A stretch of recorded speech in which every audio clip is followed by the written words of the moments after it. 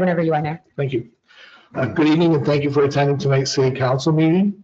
For those who are attending remotely, the camera in council chambers is set up to show those attending in person tonight. The platform we are using has a raised hand feature. You will notice a picture of a hand in the lower left-hand corner. When we reach the point in the meeting where the public has the opportunity to address council, you can click that button to be given your opportunity to address council. Please stand for the Pledge of Allegiance. I pledge allegiance to the flag of the United States of America and to the republic for which it stands, one nation, under God, indivisible, with liberty and justice for all. Kathy, please call the roll. Mayor Tulley. Here. Councilor Sully. Here. Councilor Powers. Here. Councilor Scamperly. Here. Councilor Stevenson. Councilor Chivo. Here. Councilor Trim. Here. Quorum present. And I note for the record that Councilors Powers and Stevenson gave appropriate notice with regards to their attendance remotely this evening, and therefore they'll have the opportunity to discuss issues before council and to vote on any items of action by council this evening.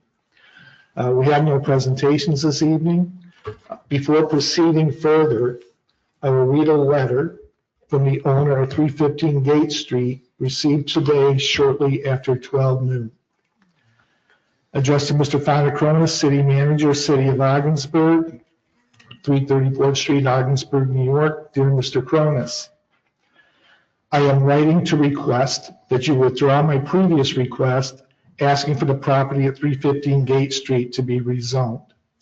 Unfortunately, it appears that misinformation and discriminatory attitudes have swayed the reception of this request, and we have no further use for this property or the attending liability. This property will be placed on the market as is in the near future. I reserve the right to make a new request if needed when we have a proposed buyer. Contiguous properties already are zoned in the same category as our initial request. Our property is not a public park. After our programs are completed in May, the driveways will be gated, the yard fenced, and the property properly signed, no trespassing. In my opinion, one more abandoned building is not what the city needs. Thank you for presenting this letter to City Council at this evening's meeting. Sincerely, Reverend Joseph A. Morgan, Rector, St. Mary's Cathedral of Notre Dame Church. So having received this letter and with the intention of City Council to honor that request, we will be withdrawing Bill number 4 later in the agenda.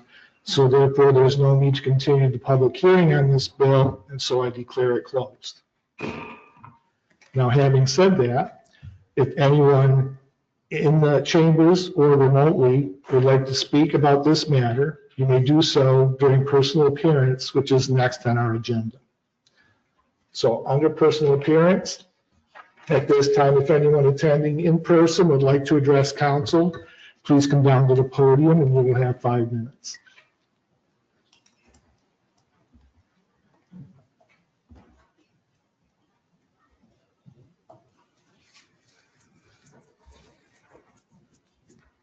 Hello, my name is Christina Thornhill. I just wanted to update the council that I have looked at the property and I'm working with the Department of Health currently and moving forward with a day program. So just an update that we probably will be revisiting the rezoning, but for obviously different purposes. Is there anybody else? I'd like to leave this. I can sure we get from here. Yes, please proceed. Please proceed.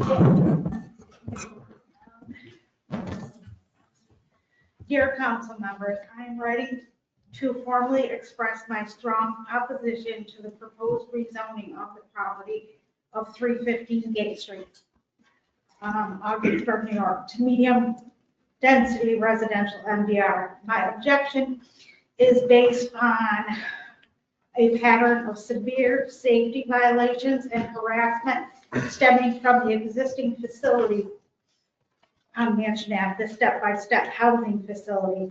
As a resident and a parent, I am deeply concerned that increasing the density of this area will escalate an already dangerous situation. There are some of these are some of the very concerning problems we are experiencing. We have reported those issues to Step by Step personally, or who we to believe are in charge, law enforcement, and spoken with David Bates himself, along with family talking to him that personally know him. Harassment of minors. Clients have consistently harassed young children coming and going from the neighborhood. How old are you? Do you want to play? Hey, come back. Predatory behaviors. An individual from the facility repeatedly targeted our children, especially my daughter at the time, who was a minor. And he would take his approaches from when my husband and I would leave to run errands. In one instance, he had my then minor daughter cornered on the inside of our porch, where she was no longer visible by neighbors, and tried to get into our home. This is our safe haven. I would like everyone on council to keep in mind, I myself, I am disabled with cerebral palsy and have a very hard time walking, making it very much a difficult challenge to keep us all safe. He has insistently attempted to take our children for ice cream, despite being told multiple times to stay away and that the children are not interested. The predatory behavior is terrifying to our family. Unauthorized use of private property. A client from the facility invited the entire neighborhood to a barbecue in my backyard without my knowledge or permission, planning to use my personal property and belongings for his event. When I was made aware by a concerned neighbor, I had to let others within the neighborhood, as he invited multiple families and clients to his event. Complete lack of boundaries. Even after being told and reminded time after time again, this is our home, our safe haven, he still proceeded, was going to have his party. Continuous trespassing. Clients frequently enter private yards and refuse to stay on their own side of the street despite being asked repeatedly. Multiple neighbors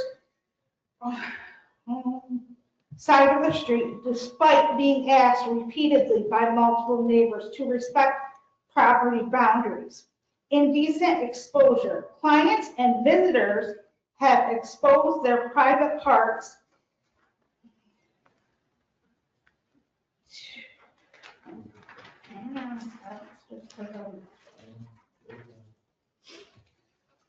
to the neighbors and my minor daughter. Oh, the computer cut it off right there. Public pollutants. The newest client that has come to live at the existing Step by Step 503 Mansion Ave building greeted the neighborhood with his pants ripped out, exposing his genital area. Mind you, there are many youngsters in the neighborhood along with elderly.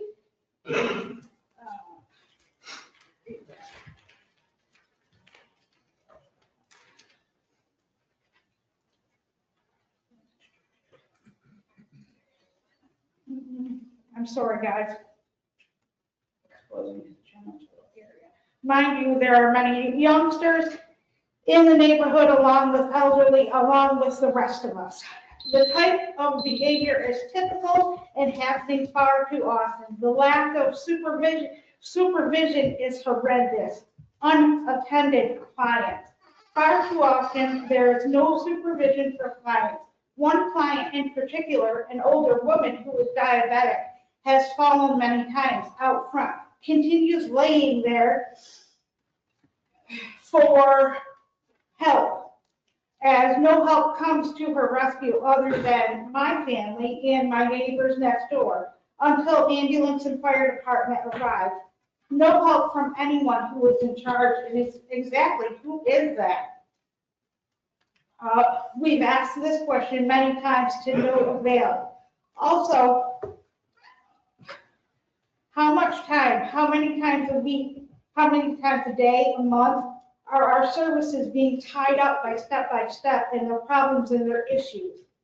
Noise disturbances, playing extremely loud music all hours of the day and night, harassment of residents of the neighborhood, asking residents to meet them in the road with fists pulled, hands clenched, to engage in egg on a fight or an altercation, angered behavior. Clients on many occasions would get overstimulated and anger erratically when our daughter refused to have a conversation with them.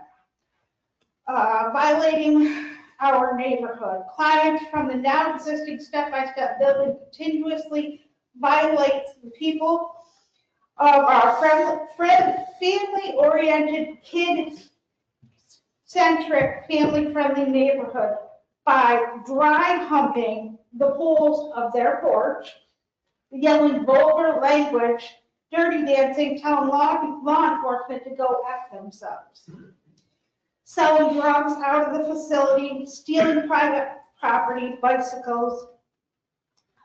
And I do know that at one time too, they had stolen, not Mansion Avenue, but they had stolen a bunch of tools that they were selling on Marketplace.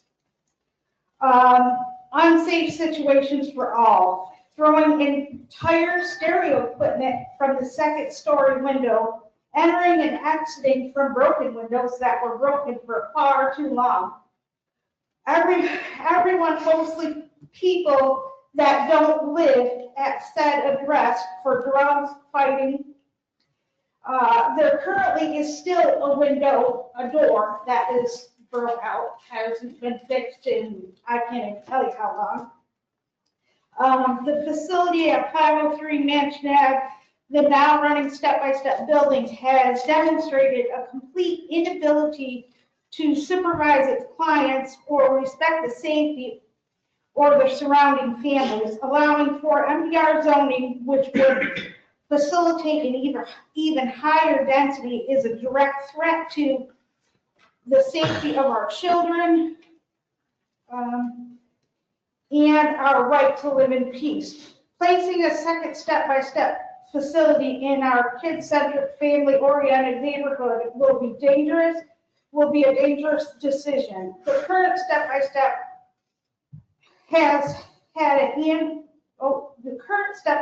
only has a handful of clients, if that. So with as many problems as stated above, remember, these are just a few of the problems that we've had with just a handful. There has been others that I didn't name.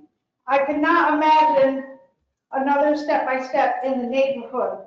Please deny this proposal, or if such thing gets proposed again. I haven't even touched upon what another step-by-step in the neighborhood would mean to our property value, the negative impact, the increase in traffic, both people and vehicles, the congestion, lack of transparency, public notification. The rezone will impact economical growth of the neighborhood, not to mention it will take away from the characteristic of the neighborhood being family-friendly, kid-centric, community-oriented. This is a wonderful neighborhood with an elementary school, to my understanding, which will be, I went past my 5 minutes.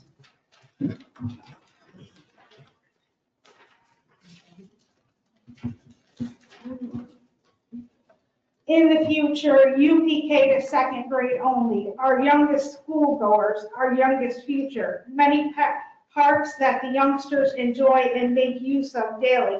Also, multiple ball fields in which our children, our future, have practice, ball games, soccer, football, baseball, t-ball. Are you okay with taking this from the young generation, our future, or putting dangerous situations within a few blocks or smack dab in the middle of the kids, Ogdensburg's future. These are just some of the dangerous situations that have occurred. This will grow and become worse with the second facility. Step by step, existing buildings, facilities speak loud and clear of danger. Ask my daughter, myself, my neighbors, ask people that live close and have to deal or put up with the dangers that these facilities and clients present daily. The facility at 503 Mansion Ave is definitely not run in a manner we were told it would be. We would never have agreed to such a circus show. A dangerous, ongoing, never knowing what situation you might be presented with or have to protect yourself or your family from. It is quite frightening, to be honest, but most of you would have no idea as you're not part of our neighborhood. Step by Step has had many years to turn this facility around, over 10 plus years, ample opportunities in which to be run the way they promised from the start, in a safe, reputable, positive manner and asset for all. 503 Mansion Ave, one of the existing Step by Step buildings, is anything but what was told to us, promised to us from the beginning. Adding yet another Step by Step building here in the neighborhood or our community will increase criminal activity in an already problematic city as a whole. There is a huge unused facility outside of town, the old Ogdensburg prison. The facility has state-of-the-art kitchen, gymnasium, medical building, school building, vocational building, and a greenhouse with an equipped mess hall to accommodate over 100 at a time. Such a facility has had a new roof, new overhead heating, electrical windows, and internet capabilities. The land is generous for many possibilities. At one time, such yard was a garden which was shared with many local food pantries here. Such facility could accommodate many clients rather than continuing to turn Ogdensburg into a sanctuary. The space in which the prison offers would allow for Step by Step, David Baines, a larger facility in one area compared to multiple buildings in different locations. In doing so, it will not only be easier on law enforcement, fire department, and EMS, but more cost effective since there are so many calls.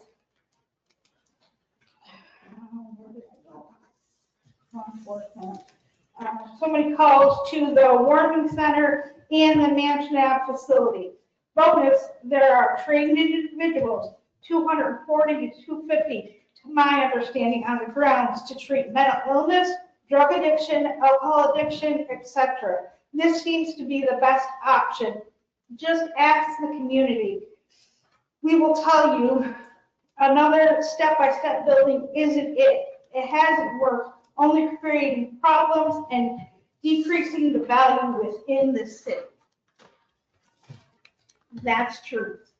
That's day-by-day life on Mansion Ave in the city of Ogdensburg with these step-by-step buildings. So just please, if it comes back on the board, think about all of us, because my neighbors are here.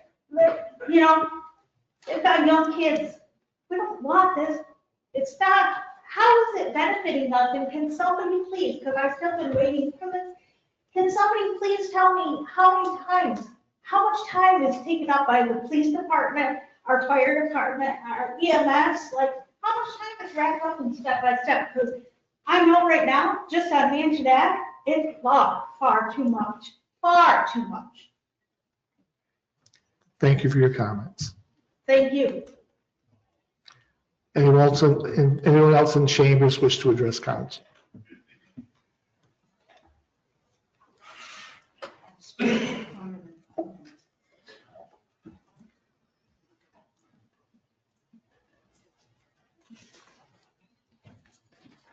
I'm not posting myself.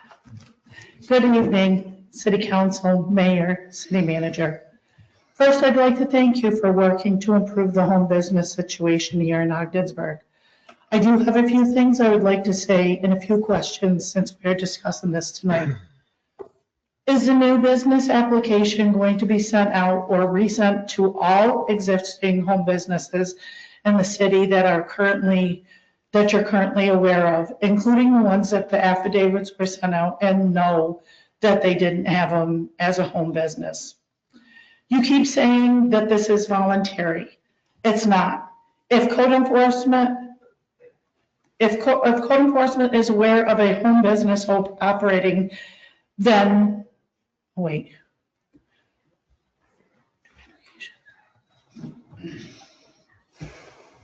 Oh, I'm right. You keep saying this is voluntary. It's not. If code enforcement is aware of a home business operating, then it's up to them to do their job and enforce the ordinance.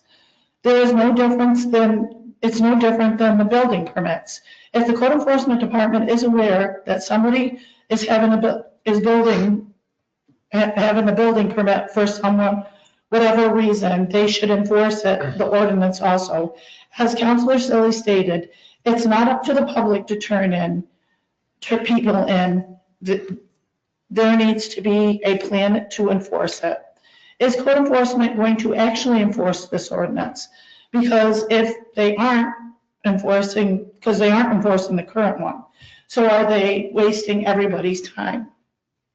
Is code enforcement going to seek out and find the rest of the home businesses in the city? Because it isn't fair to only charge just a handful of home businesses that are currently having to pay and never look for more. Is code enforcement department going to enforce the new ordinance? Because in the presentation on January 26th, the presentation stated in bold print, management agrees the policy changes in 2025 were an imperfect solution to a problem that cannot be solved with the current level of city resources. So the most important question is, what has changed in the current level of resources that the city has to enforce the new ordinance now?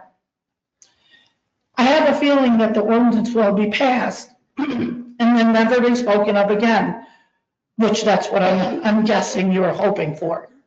Can you assure the home businesses that are currently paying that this is not the case? As you can probably guess, we will FOIL the information to see if the code enforcement department is actually enforcing it. If not, we'll be back to let you know. Is the council going to request updated information on a regular basis and receive the information of the number of businesses being added after the ordinance passes? This would ensure that the code enforcement department is taking this seriously and being proactive, as the code enforcement department only seems to be reactive. Overall, it looks good on paper, but if no one is going to proactively enforce it, then we're still only enforcing it with the few that are currently paying now. And the city is aware of other home businesses operating and not acting.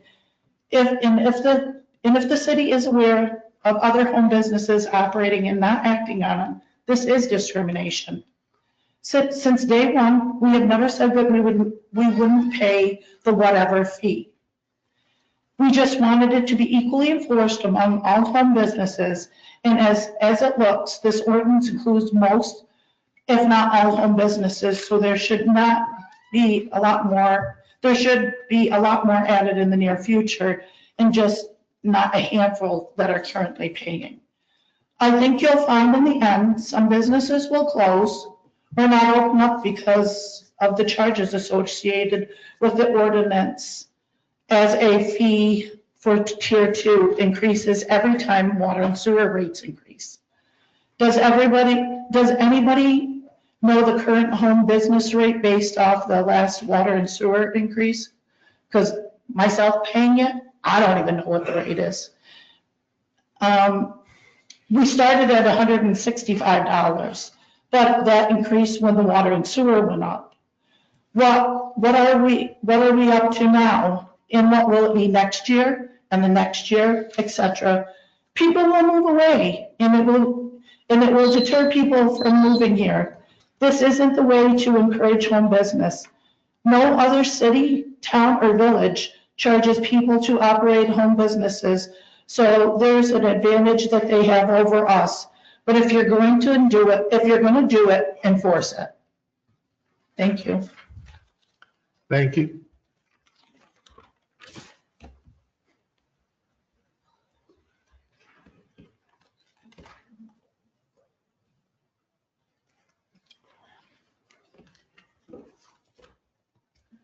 Good evening. My name is Arlene Kaya, daycare provider, home business. After years of no enforcement, another ordinance amendment, why?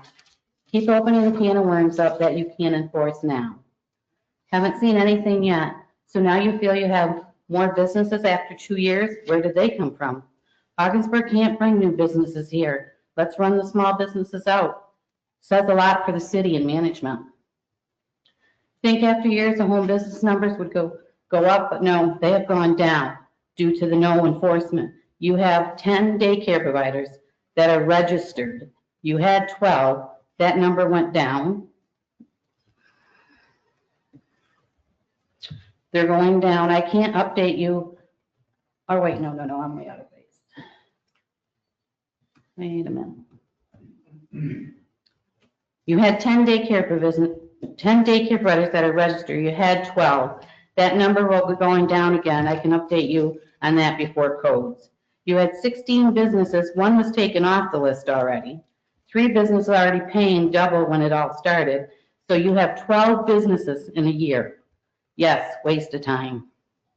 Codes wants to enforce brush and grass. How many citations were given out for the sidewalks not being cleared for the snow? How much revenue on that? But now they say it's not about revenue. What's it about? All I can say, it's been a waste of time, the city's time and money. Can't enforce things with the words like may. Really, after years, I would think you could do better than that. Tier A, Tier B, still gray areas after years and still not enforceable. Has the city attorney been involved in any input on this matter with home-based businesses and how the city has handled it? Has any city council got affidavits mailed to them for their home-based business? Answer would be no. But council members and city official leaders sat in on making decisions on this matter. I'm sure that would be a conflict of interest. The city has not enforced what's on the books now. What makes you council think the city is going to enforce anything new now? If they are not going to enforce the ordinance and change the fees, they can can it and stop wasting everybody's time. You can't just charge and enforce it on a handful of people. That is discrimination. The city manager states in a proposal himself, the city doesn't have the time or resources to enforce it. Mayor brings it up at a meeting. Why? Because it's not enforceable to all. It's all been a waste of time and discrimination. Council needs to pull the plug and can it. Enough is enough. The city is worried about DRI money. Yes, I hope you guys get it, because nobody at City Hall, not a council member, had anything to do with this DR money, because you hired 2 grant firms and 2 planning firms. I hope that works out for you. I reached out to the City Department Economic Department head back October 15th, 2025. He wrote, be reaching out to you, additional business owners, including those who run daycare and others at home business. Well, today is February 9th, 2026, still nothing. But again, he's learning from the best. Pick and choose who you go after. City needs to worry about ethic code. City has no money. Stop spending. Stop hiring people we don't need. Stop giving raises out. Maybe pay freeze. Only helping certain people out with these raises. Taxes are already crazy in Ogdensburg. Yes, Ogdensburg is running off of grants and grants only. Ogdensburg is sinking. Thank you. Thank you.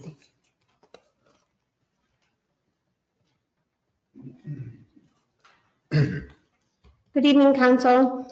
Rezoning from adaptable to medium-density residential conflicts with Ogdensburg's vibrant, sustainable, and economically prosperous vision centered on the RISE strategy. 1, it limits economic potential because rezoning purely for residential use can lock out future high-value commercial or mixed-use developments that generate high tax revenue and create jobs, which are central to the economic development pillar of RISE.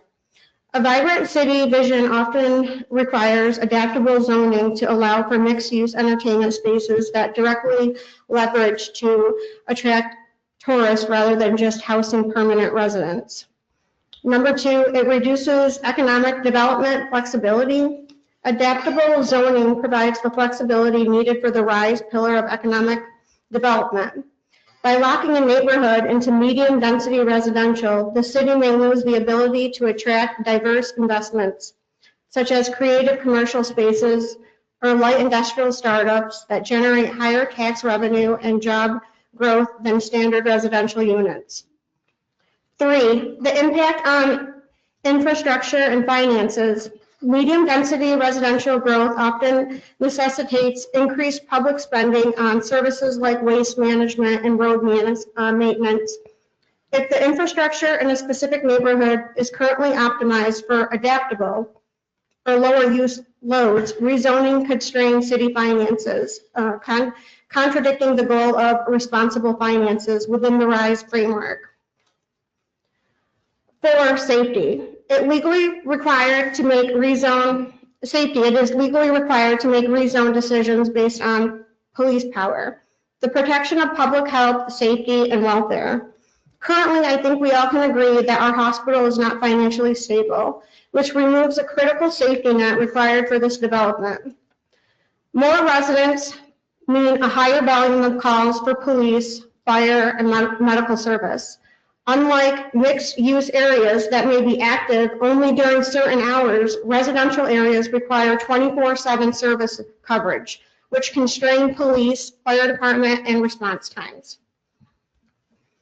Currently, this building has been rented by Head Start for office space, also the Snack Pack program that helps benefit our surrounding public schools. I'm sure there are many opportunities for multi-organizations to rent office space. This could be bought or rented for medical purposes, such as a dentist office. Julie Hooper invested in Ogdensburg by turning the old rescue squad building into a dance studio that is also used for a nursery school, small fry. Lastly, has the church tried to sell the property as it is? Thank you. Thank you.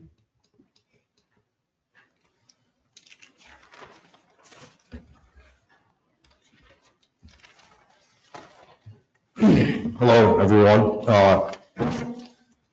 Couple of questions here. I know you don't like questions, as usual, but it was at the end of fall, I noticed a black Infiniti SUV with a couple, a blonde lady and her husband, I would assume to be her husband, meet Fonda and Shane down at the Diamond site. And they were looking at the property and walking around talking for about a half hour, I would say. Does anyone know what they were doing or what they were talking about? Oh, okay. I know at December 10th or 12th, there was the deadline for the FRPs for that property. Was there any FRPs handed in?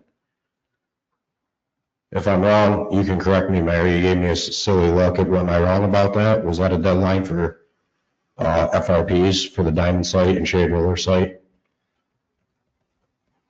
Okay. I've also been told by city employees that the fire department's currently, you guys are in negotiations for their new contract right now and have been for a little bit. I don't believe anything's been stated to the public about that whatsoever. If I'm wrong, you can correct me. Okay, so after last disastrous meeting about this zoning ordeal, we get on the news. I was real disappointed by the local media as they really sugarcoated it. The county meeting that just happened with a lot of unhappy people there about a completely different subject. I'm not trying to compare these two subjects at all, but at least the media did a accurate, report of what took place at that meeting. They really didn't at the last meeting here. And then the city manager gets on the news and acts like it's all just stipulation, and they act like people are just worried about it. These rumors just didn't come out of nowhere. It was step by step and everything. And I think maybe the people are just a little bit smarter than the city manager thinks that they are. But the problem is with like these other questions that I asked before I brought this up, you can't even answer them. You're doing contract negotiations, keeping it completely in the dark from the citizens on a very touchy subject. Everything else is done in the dark, and it's us. We're all just crazy. We're paranoid, right? No, you guys just aren't forthcoming. There's no transparency with this administration, and it's not good, and it doesn't look good, and I don't see us keeping them seats next election. Good luck. Thank you. Anyone else in chambers wish to address council?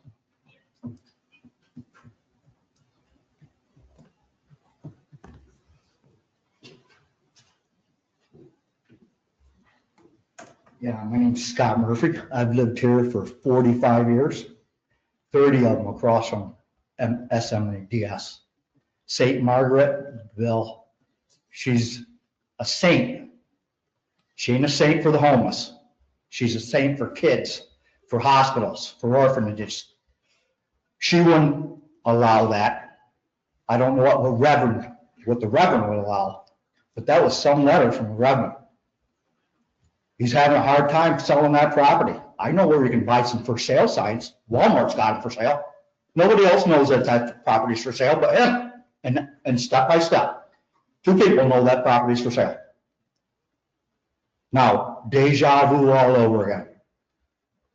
The property next to SMDS was just rezoned in 2016, so the hospital could sell it to Step by Step. They zoned it from the one that SMDS is now to residential or mixed residential. So they could buy it. But the thing in all the markup, and that was a rush too, all the markup was, well, the hospital said it's going back on the tax rolls. SMDS doesn't pay taxes. Step by Step does not pay taxes. They don't pay land taxes. They don't pay sales taxes. They don't correct. Who pays you? I do. I pay taxes. I pay you. Does Step by Step pay you? No.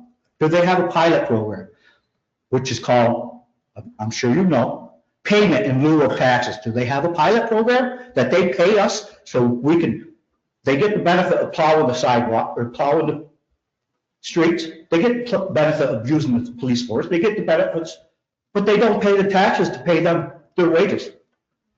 So they're getting a free ride with our money. It ain't their money, it's tax money. These grants that they fall out of the sky, that's your tax money.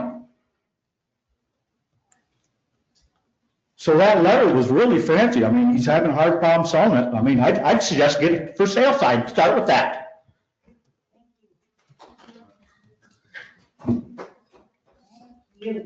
Anyone else in chambers wish to address council?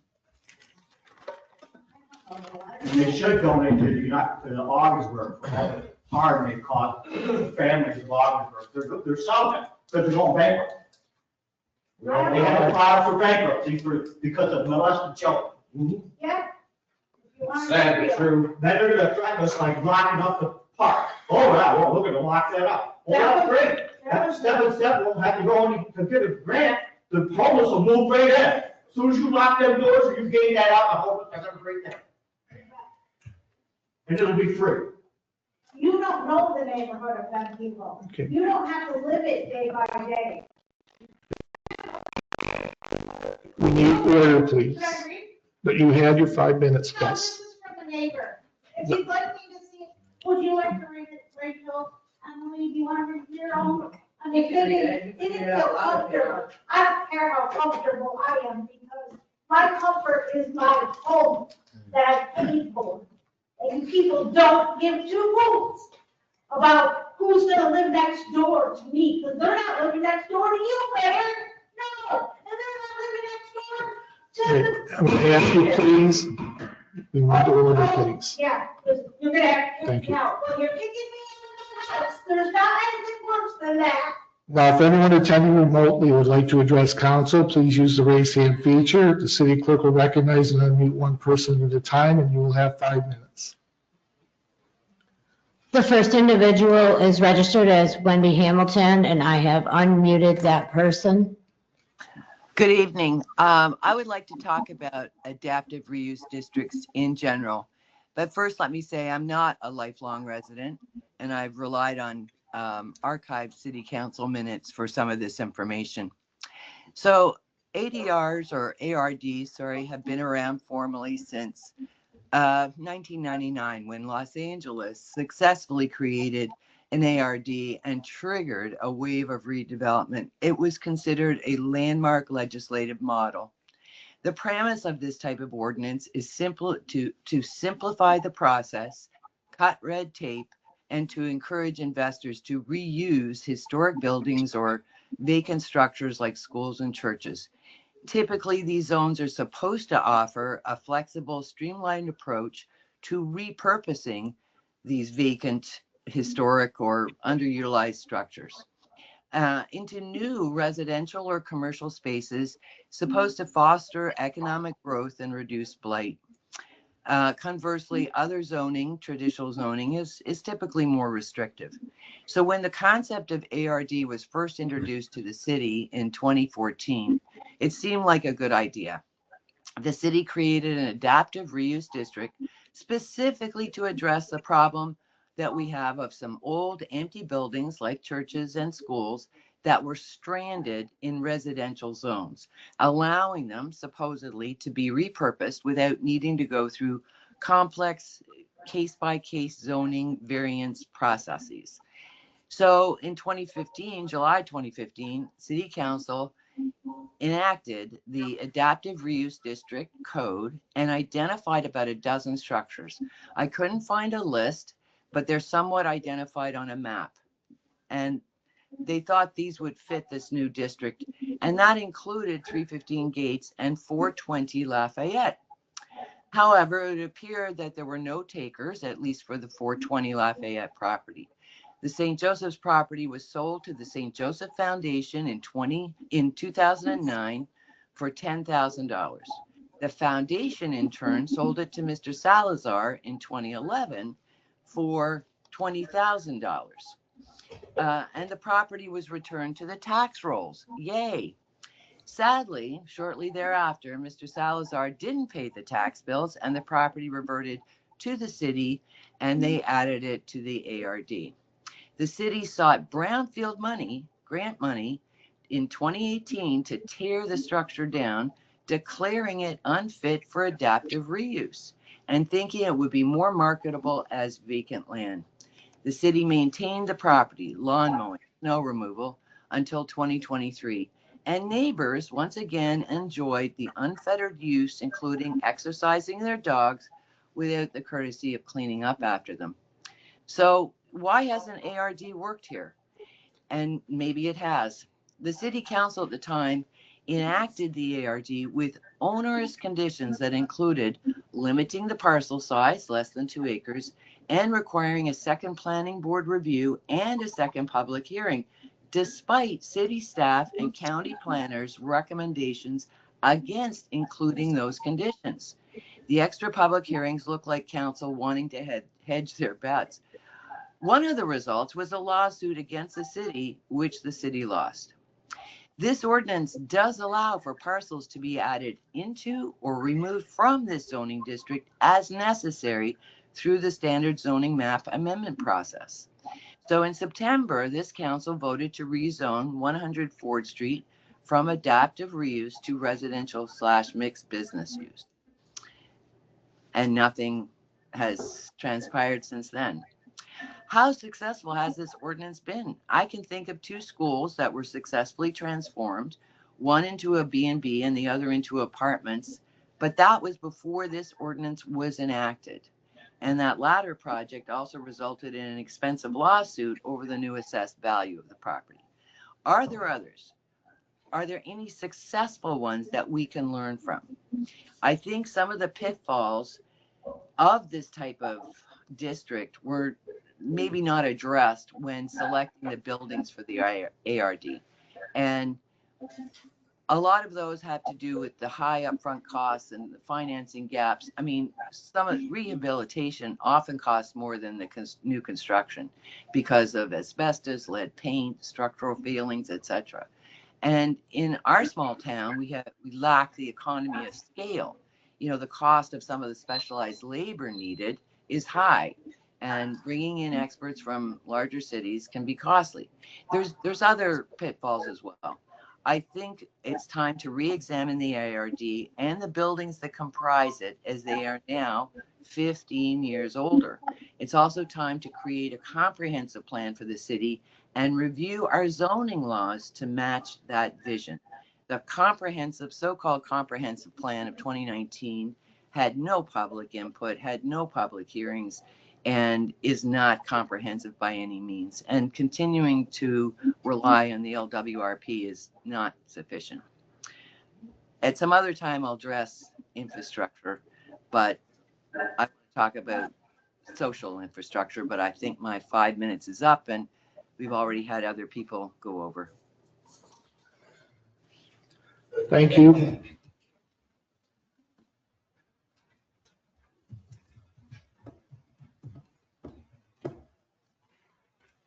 I do not see any other hands raised, Mayor. So that brings us to correspondence. I believe Mayor, I apologize. I'm getting a notification.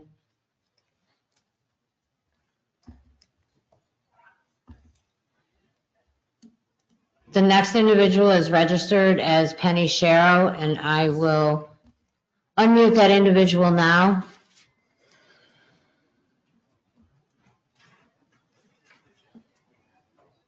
Mrs. Sharrow, can you hear me?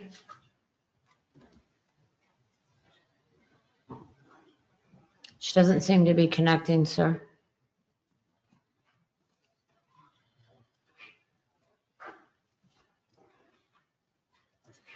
Would you like me to move on? Yes. Is there anyone else? There are no other hands raised.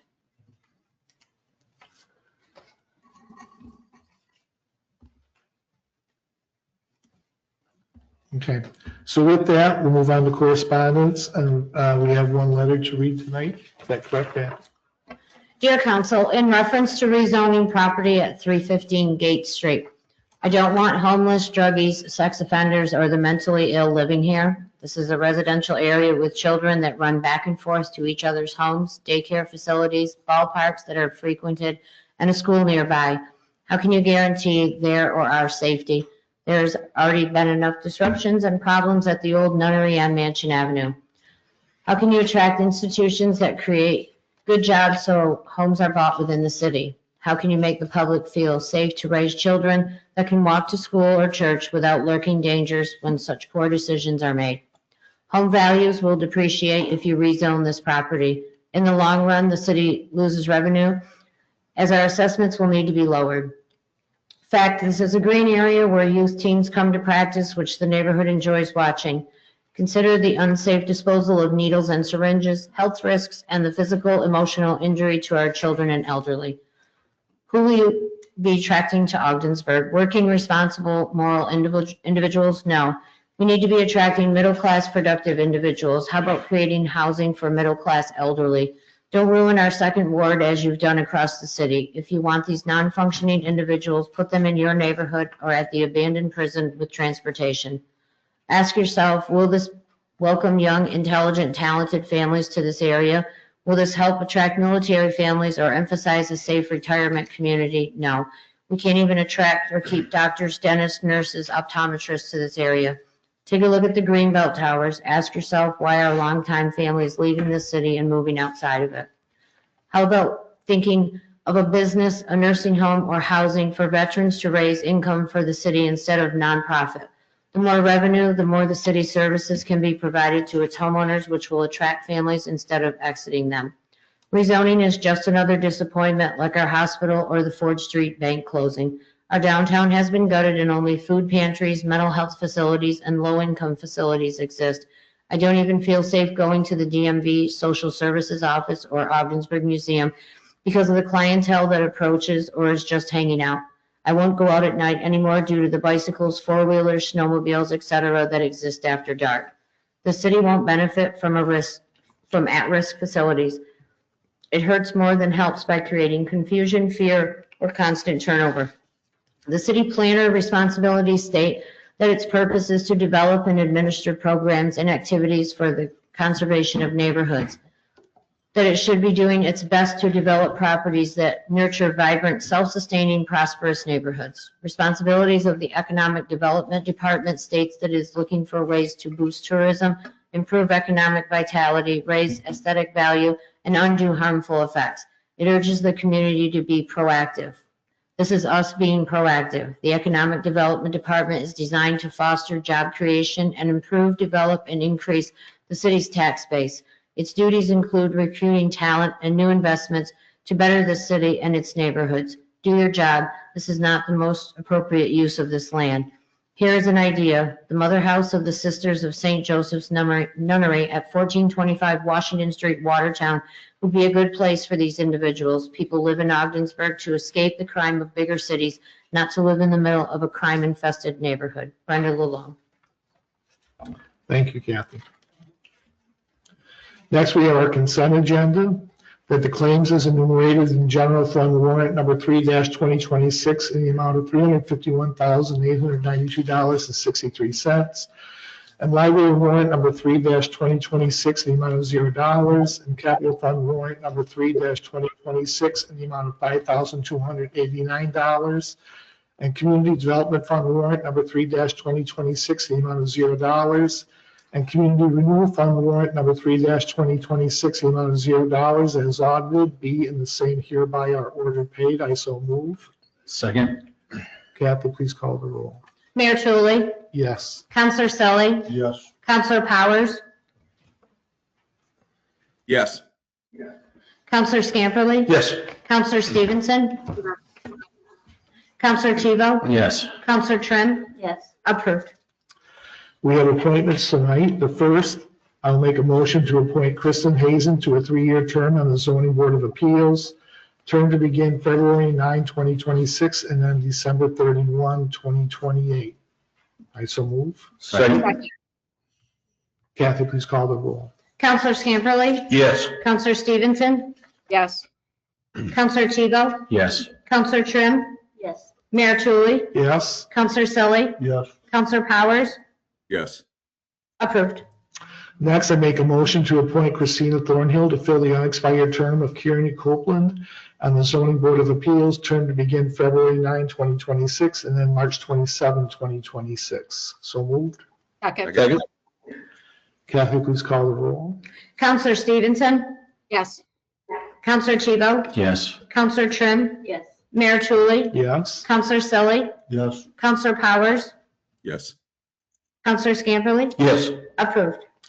Next, I make a motion to reappoint Christina Thornhill to a 3-year term on the Zoning Board of Appeals, term to begin March 28, 2026, and then December 31, 2028. I so move. Second.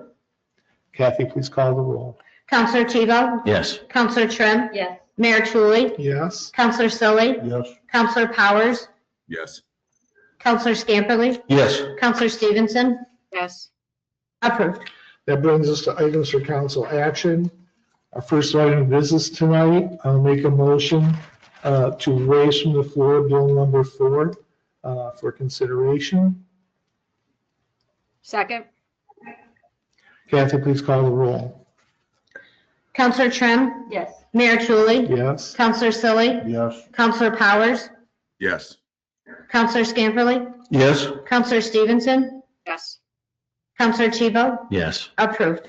And now I make a motion to withdraw bill number 4, the resolution attached for consideration by city council. I'll second that. Kathy, please call the roll. Mayor Tully, Yes. Counselor Selly, Yes. Counselor Powers, Yes. Counselor Scamperly, Yes. Counselor Stevenson, Yes. Counselor Tebow, Yes. Counselor Trim, Yes. approved. Our next item of business will be read by city manager Fonda Cronis. A resolution calling for a public hearing regarding an ordinance to add section 221-111 entitled Home Businesses to the Ogdensburg Municipal Code. Someone care to introduce this? I'll introduce it. Second. Any discussion? So this public hearing will be at the next meeting, correct? That, yes. And we have some great input from some folks here tonight, so I look forward to hearing more of a debate and see what happens. So Kathy, please call the roll. Counselor Sully, Yes. Counselor Powers, Yes. Counselor Scamperly, Yes. Counselor Stevenson, Yes. Counselor Chivo, Yes. Counselor Trim, Yes. Mayor Tully, Yeah. approved. Our next item of business will be read by Public Works Director Shane Brown. A resolution authorizing fees at the municipal marina for the extended season. Someone care to introduce this? I'll make that motion. Moved and seconded. Any discussion? So I'm just curious, if somebody has a boat there and they paid all summer and they want to leave it a little bit longer, the city's going to charge $2 a foot? Is that what I'm reading here? For non-residents? Yes, And $1.75 a foot? And this is per week? yes. In the past, didn't we just allow people to leave their boat for another couple weeks if they wanted? Not in my time, we have not. I think we should, personally, and then if there's a time when the weather gets bad, then they should probably leave for safety reasons, but I don't see a reason to add another fee per week myself, so. Well, one of the issues is people, if we don't set something in policy, people just leave their boats, so then if we turn the power or water off, it could, damage some people's boats that are on the power and water sides at a certain time. City's not liable for that. But they're, Maintain order, please. they're not gonna have power and water, correct? And we shut that off October 1st. Right, regardless of the extra fee. Well, we give them time to try to work with them to get their boats and stuff out before we just. No, but I'm saying if we enacted this, they still wouldn't have, No, but this would just give us another line of security, reason why they should be out with the issue we ran into this year. I think the issue this year was we wanted to do a little construction, and quite often, this is a town we're trying to build economic development based on our fisheries. And the fall is quite often, unfortunately for me, because I'm back to work, a good time to fish. And it's, I like to see people down there fishing, and I don't personally see a problem extending some time, but that's just my position.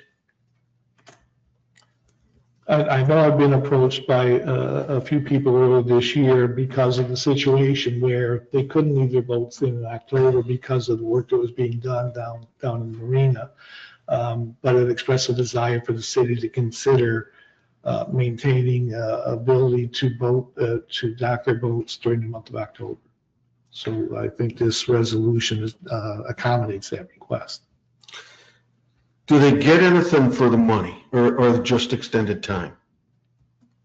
They get the slip. I mean, do they have like the boating room and things like that? Yeah, I think if they stay longer, their key will stay on and they'll have the room, the key fob to use the restroom and stuff like that. Can I ask a question too? Does it cost us any more money to let them stay there longer?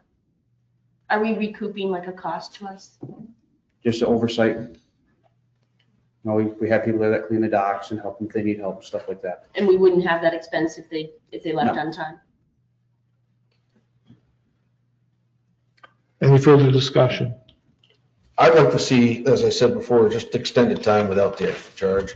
Or if somebody wanted to come in and put a boat in and maybe rent for a couple weeks, that's a whole different story because they haven't paid all summer. Personally, I wouldn't mind seeing this table and maybe a redraft to that effect or something. And I was kind of surprised by seeing this at tonight's meeting, but as it is, I'm going to vote no. But if council prefers to table it and think of something like that or hash it out a little bit with management, I would prefer something like that. I agree with the tabling. I don't agree with the fees at all. I just don't like to see us nickel and diming people. If it's costing us money to let them leave it for a little bit. But I wouldn't mind saying, hey, I know I didn't rent a slip all summer and I'd like it for a few weeks and paying, my fair share at that point in time. That's all I'm saying for a resolution like this. I think it gives other people in the community, especially fishermen who maybe don't have a large boat, but more just a fishing boat and things like that. And when the fishing season comes, which is quite often October and November even, but not that we should leave it open in November. But I think we can actually pick up some extra business by those folks, but the people who've rented all summer maybe get a little extended time. So if I could jump in here a little bit, the DPW director has answered the question as to whether there are additional costs involved in extending the season. The answer is yes. That is why we are asking for a little bit more in the recouping. The language is there. If council would like to amend it, we're more than happy to go through that. So I don't see any real direction as to where to go because there's so many ifs. If this is not a boat that was here all summer, it is. So we're certainly open to any language that council would like to propose. This is simply a way to recapture costs that we wouldn't have normally. And just so everyone's aware, the code does identify October 1 as the date all boats are out. That is, I don't know how long that's been in there, but it's certainly been in there as long as I've been there. Council has expressed an interest in extending that season. We've done so, and we've tried to do it in a taxpayer-friendly way. This is not something that every taxpayer enjoys. The taxpayers who have the boats enjoy this service, and generally speaking in the public sector, those who enjoy the services are asked to pay for it. Otherwise, it becomes a subsidy for the entire tax base to pay for a limited number of people to enjoy, which is why I have proposed, or I asked the team to put together a dollar figure that was what we consider minimal, but does cover the payments. But it's council's decision to subsidize that if they would, and all I would ask is that they either provide us with language or provide the language as an amendment to the resolution. Has the Recreation Department looked at this and given a recommendation? Do you mean the Rec Commission? The Rec Commission? I'm not, I'll have to ask Harrison that question. Because usually, I think when we change rates and things like that, I believe it goes through the Recreation Commission, right? So sometimes, yes. I'm going to motion that we table this, get an opinion from the Recreation Commission and move on. If anybody would like to second that. I'll second. We got plenty of time. I mean, We can't. Okay, we have a motion on the floor to table the resolution, and it's been seconded. Kathy, please call the roll. Counselor Powers, Yes. Counselor Scamperly, yes. Counselor Stevenson, Yes. Counselor Tebow, Yes. Counselor Trim, Yes. Mayor Tulley, Yes. Counselor Sully, No. tabled. Our next order of business will be read by City Controller Angela Green. Good evening. This is a resolution to assign $200,000 in fund balance from the general fund to cover a portion of cost for the New York State Swims Grant Project. Move that. Second. Any discussion? Well, this is the number we talked about and agreed to at our last meeting discussing this. Kathy, please call the roll. Counselor Scamperly, Yes. Counselor Stevenson, Yes. Counselor Tebow, Yes. Counselor Trim, Yes. Mayor Tulley, Yes. Counselor Sully, Yes. Counselor Powers, Yes. approved. Our next order of business will be read by City Manager Fonda Cronis. A resolution authorizing the issuance of a bond ordinance in the amount of $550,000 for rehabilitation of the city pool. I'll move that. Second. Any discussion? Kathy, please call the roll. Counselor Stevenson, Yes. Counselor Tebow, Yes. Counselor Trim, Yes. Mayor Tulley, Yes. Counselor Sully, Yes. Counselor Powers, Yes. Counselor Scamperly, Yes. approved. Our next order of business will be read by City Manager Fonda Cronis. A resolution authorizing a contract for audit services for the years 2025 through 2027. I'll make that motion. Moved and seconded by Counselor Powers. Moved by Counselor Stevenson, seconded Counselor Powers. Any discussion? Kathy, please call the roll. Counselor Tebow, Yes. Counselor Trim, Yes. Mayor Tulley, Yes. Counselor Sully, Yes. Counselor Powers, Yes. Counselor Scamperly, Yes. Counselor Stevenson, Yes. approved. Our next order of business will be read by City Manager Fonda Cronis. A resolution calling for a public hearing and public notice on a proposed ordinance to amend AR 31 entitled Use of City-Owned Vehicles. I'll move that. Second. Any discussion? Kathy, please call the roll. Counselor Trim? Yes. Mayor Tulley? Yes. Counselor Selly? Yes. Counselor Powers? Yes. Counselor Scamperly? Yes. Counselor Stevenson? Yes. Counselor Tebow? Yes. Approved. That brings us to old business, and we'll begin with City Manager Fonda Cronis. At the last meeting, council asked for a set of data on public safety calls for certain properties related to step-by-step. I do have those statistics, and I would like to share them with council this evening. We have 3 different properties identified, one at 15 Knox Street, one at 228 Franklin Street, and the other one at 503 Mansion Avenue. I will start with 1515 Knox Street. In 2025, there were 136 total calls to that property. On the police side of things, in 2025, there were 72. 228 Franklin, 6 total fire calls, 33 police calls. The 503 Mansion Avenue property were 12 fire calls and 4 police calls. I do have additional data on the police side of things.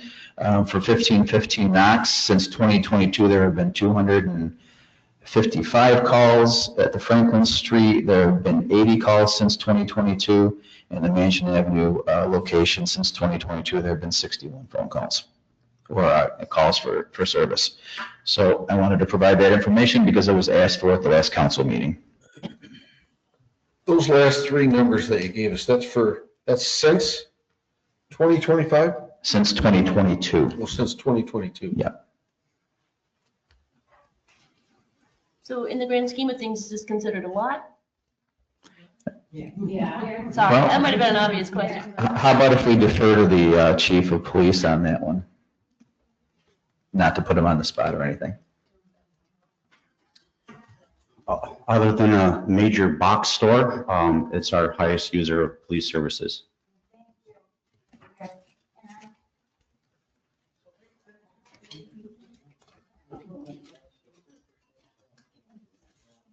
Any further discussion or questions from Fonda? So I'm very curious, so out of all these calls, combined, how many units are there in these 3 places right now that currently exist or have existed since 2022 or whatever? I'm wondering how many units are getting this many calls, and if you turn around and look at how many more are possibly on the horizon, what we can expect in relation to certain comments from the audience tonight. So I'm wondering, do we know how many units are in these particular places right now altogether? I don't think I can answer that question.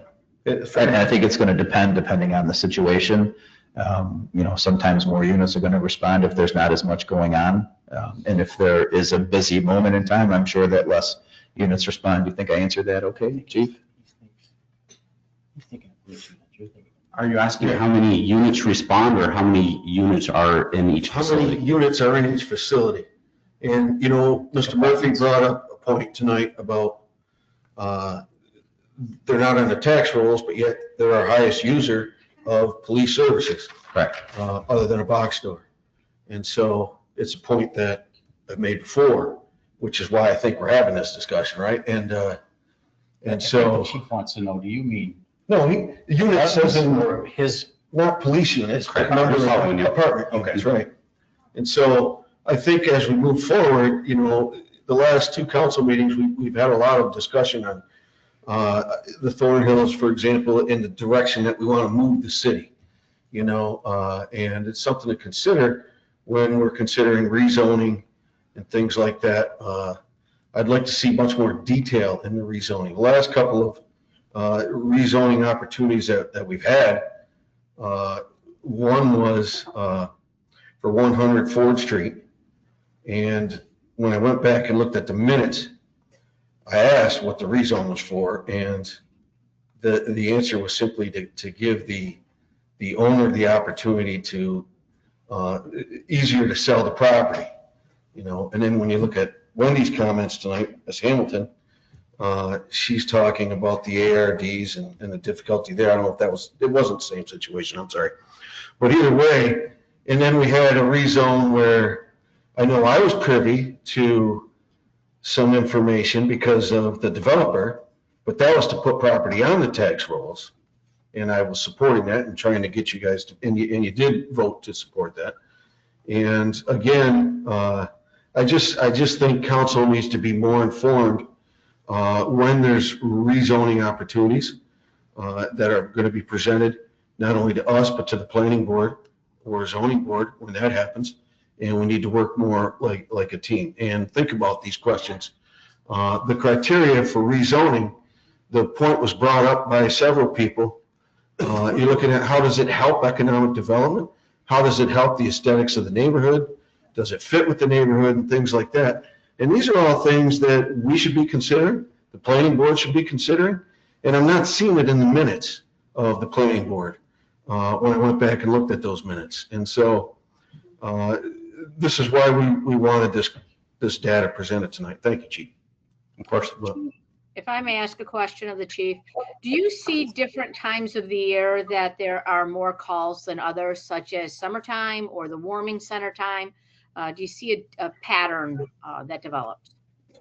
We're definitely busiest when it comes to step-by-step with the warming center.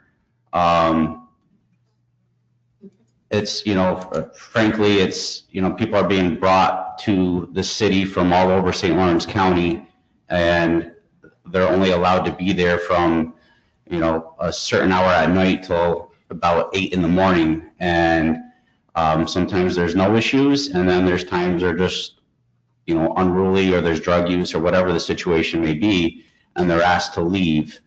And then we're stuck dealing with them, or they just don't go back to whatever hometown they have, and they're just here on our streets. And it all stems from the warming center, which the county pays for. Is this, and I don't know protocol that well, I know you guys do, but is this an appropriate time to ask why we're not routing them, as she said, like toward the prison? The council, I believe, has put forth a resolution suggesting that. I've also talked to the governor's office, people from myself personally, on at least 2 occasions, trying to get that moved in that direction. I think the prison is the old prison. If the state's serious about reusing these prisons rather than shut the heat off and let the floors all buckle, that you know, something that Dee didn't mention tonight is it's also on a mental health campus, and maybe she partly did that. Sorry, and so it's a lot of the issues that are going on here with drugs and alcohol and the fact that you know, we're on a mental health campus, and I know that I personally think it's worth the investment by the state if they're serious about trying to help upstate New York at all, and the homeless problem. And it's got to be somebody in the audience mentioned that Step by Step has a housing first sort of that's their drive, that's their motivation, a housing first rather than a treatment first. And so you give them a place to live, but then you don't treat them. And so that's causing many of the problems that we're seeing that are being mentioned tonight and at the last meeting. You know, this is what I've researched in the last several weeks. And so and all I could think of is exactly what the Thornhill said. What's the direction we're going in here? And nobody wants to be discriminatory and not help people who are homeless or have addictions and things like that. We all want to help them, but you got to have a program that's going to help them, rather than a program that just gives them a place to live and turns them loose and overtaxes our police department and fire. You know, and so I want to support things like that everywhere in the state, not just here, but that's the kind of program. When you start digging into this stuff, this is what we're looking at. And should be the direction that we want to go as a council. You know, I think, but, and it's my opinion, but, you know, so. If I can comment, Mayor. Please. You know, to Dan's point, you know, he makes a lot of good points, and some of the communications I've had with the executive and members of the legislature related to not only mental health and the causes and the treatment that's necessarily needed, and for many of this, but the problem, unfortunately, the problem that we're running into with the facilities, the empty facilities, are the fact that the infrastructure and the fact that with the water and sewer, and you know, they don't, the executive budget comes out, you know, we have these ideas to come forward from the city council to help alleviate some of the issues that we're dealing with when it comes to either step-by-step or housing or mental health awareness and mental health treatment. The problem is it doesn't exist in the budget. They don't put it in the, you know, it's not there early on. And the facility is now no longer part of DOCS. It's part of OGS, the Office of General Services. So and then you get punted over to them. You end up in a log jam there for a while before you get moving on anything. And before you know it, we're back at square one again. So those are some of the struggles that Dan mentions, and just for the public's clarity, you know, to understand that aspect, and quite frankly, the BS bureaucracy that we have to continually deal with as an indigent city. So I just wanted to clear that up a little bit. Mike does a much better job than I do. Like the inside politics of it, right? I mean, we all have the same ideas, but Mike's actually on the ground floor in Albany, and so he's got a good handle on how things work, much better than probably the rest of us.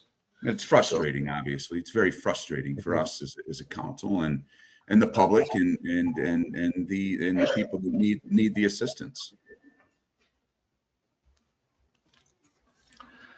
I often wonder if we have a legal leg to stand on by adopting a moratorium on further establishment of some of the types of treatment centers and things that seem to be going on.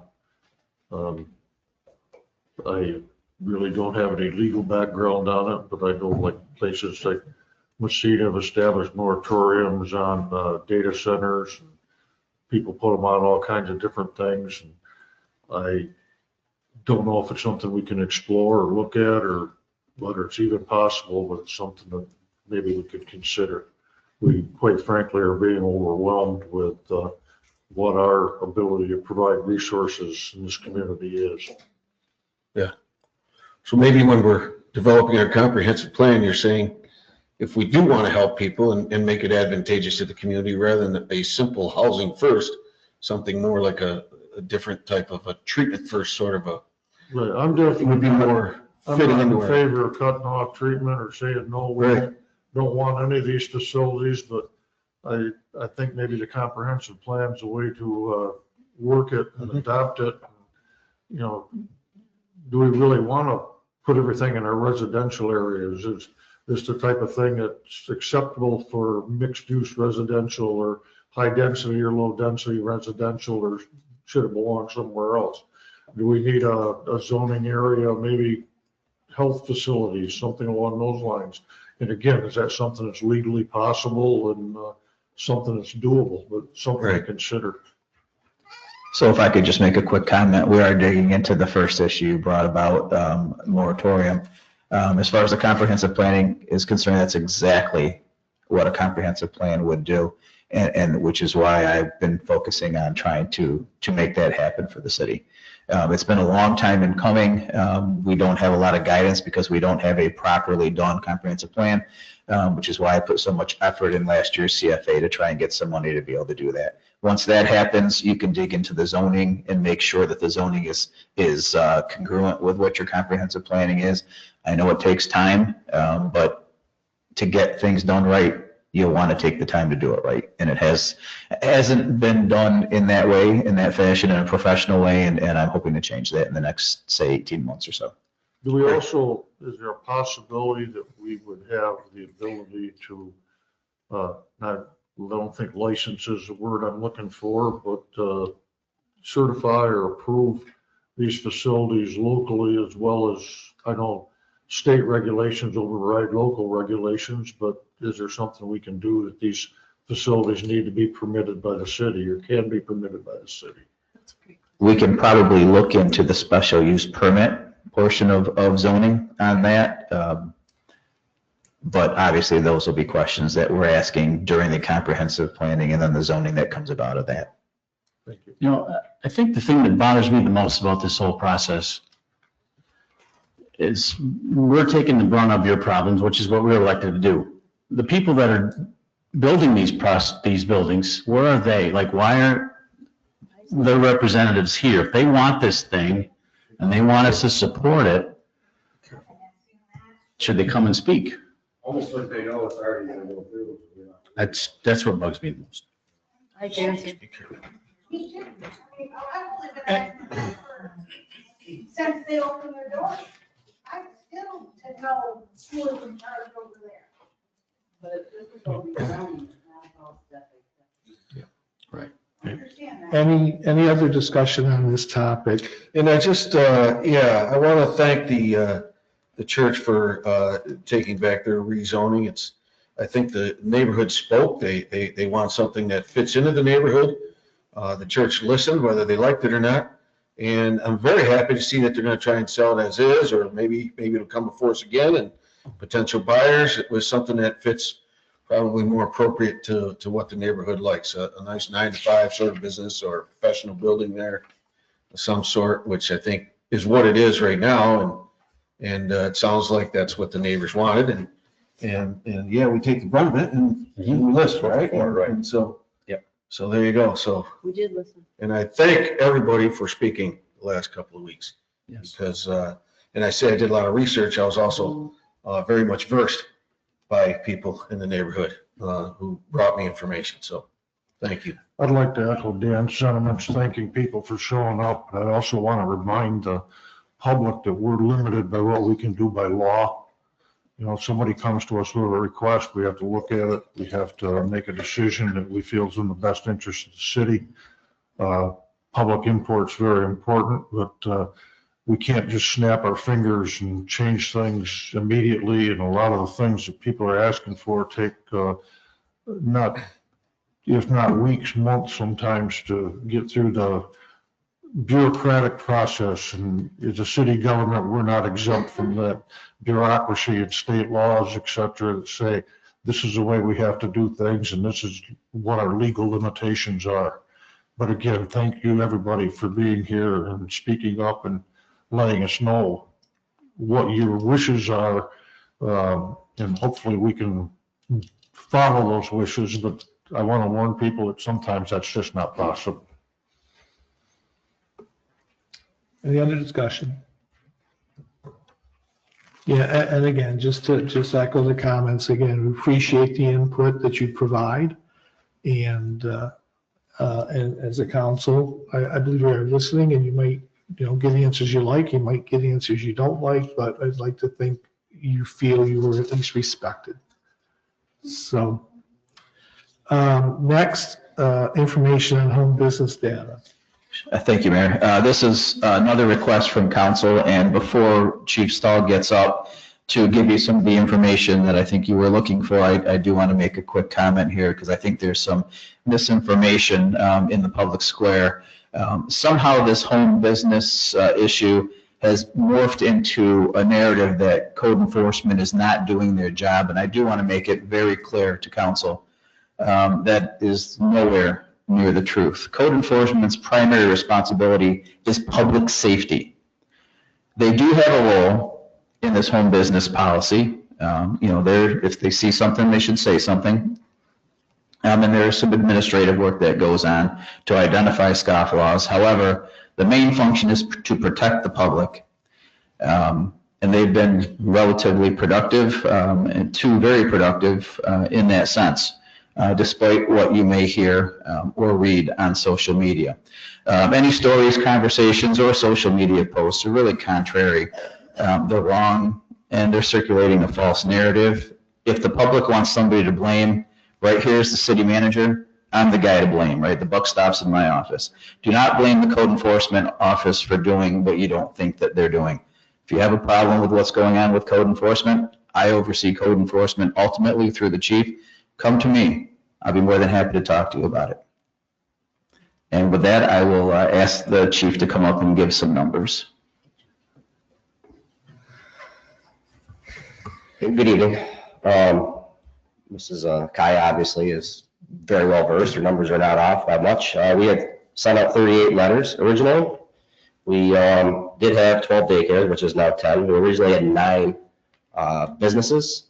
Since we sent out our inspection notices last month, we now have 7. One became a business just because he never turned in his affidavit. And when he realized he was going to have to be inspected, he realized that he lost it in the mail and does not qualify. And another one has moved into a commercial space. So that is where we are with those numbers. I think it's important to note that this new ordinance, I believe, will give us a little more teeth. There's going to be an appeal process. So we could actually say, we saw that Councilor Scamperly has a business on the internet. So we're going to say you have a business. You can come to us and prove to us why you don't. We haven't had that ability before.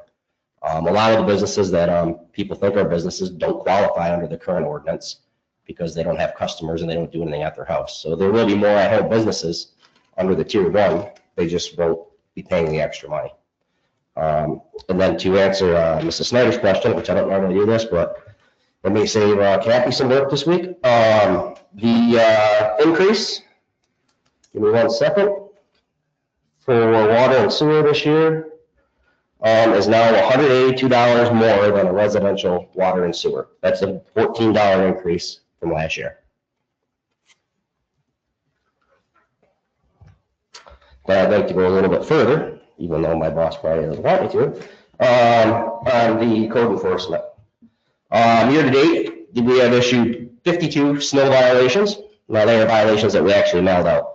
My staff also goes door to door, puts door hangers out, and actually talks to citizens, and they sometimes get remedied without us mailing any mailing. So I would guess that the 52 violations that have been set, I would say there's probably another 52 contacts that we've either had through door hangers or through communication with the property owners. Year to date, the codes office has conducted 102 rental inspections, which brings in a revenue of about $10,000. And year to date, they have done 9 building permits. And as we know, this is not the building permit season. If you have any questions, I will try to answer them. Questions or comments for the chief? Year to date, just month and a week into it? That is correct. Yeah. And with the snow violations, they're told clean your sidewalk or? So they get a 5-day notice to remedy. Part of the problem is we've had a lot of snow. Yeah. So I say, Councilor Tebow, you didn't shovel your sidewalk. You have 5 days to shovel your sidewalk, and it snows 2 days later. Right. So it kind of reboots Yeah, it, right? We don't know if you shoveled it on the first day. Right. After 5 days, we go and see if it has been done. If it isn't, the DPW does it at a charge to the resident. So in some cases, I feel the public safety is of major concern, and I get involved. Which recently there was a commercial building close to the high school that we had a citizen complain. I had noticed children walking on State Street. So I, in talking with the property owner and the corporate office, was not able to remedy other than having change crew won't take care of it. So. Anyone else, question or comment?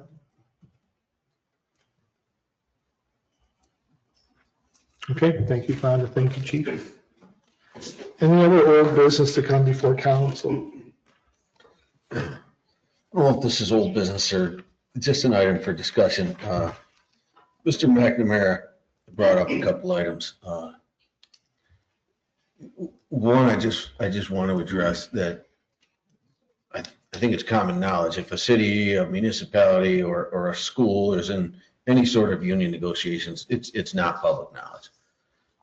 We don't keep the public involved in things like that. But the other thing that he addressed was he was curious about the RFP process for the Diamond property, and I'm curious.